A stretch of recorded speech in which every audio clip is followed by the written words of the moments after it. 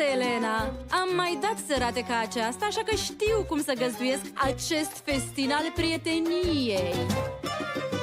Să păstrăm tradiția este tot, să fac afaceri e ceva ce eu pot. Crezi în experiența mea, te rog, un jubileu nu-mi trebuie deloc. Să ne aprecieze valorile, să se simtă bine strigând ole! Petreceri cum n-au avut de secole, tratatul vor semna până pastelele.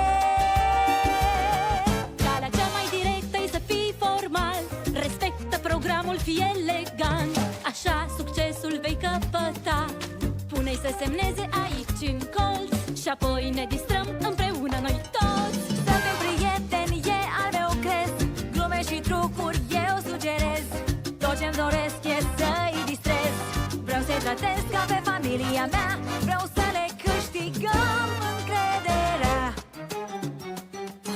Dacă nu are de gând să plece, trebuie să mă asigur că nu va sta în cale.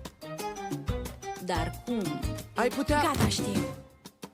Hai să facem așa, prințesă. Eu organizez aici petrecerea în stilul meu, iar tu acolo în spate. Și vom lăsa invitații să decidă care e mai bună. S-a făcut. Eu trebuie să fiu un lider nobil, cum era al meu tată cândva. Tratatul să-l semnez diseară, să-i dezamăgesc n-aș vrea.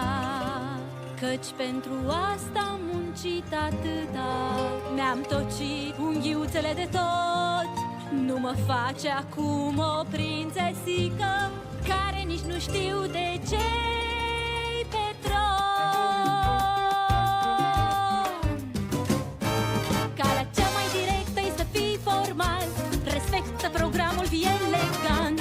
Așa succesul vei căpăta, pune-i să semneze aici în colț și apoi ne distrăm împreună noi toți. Da, să fim prieteni e al meu crez, glume și trucuri eu sugerez. Tot ce-mi doresc e să-i distrez, vreau să-i tratez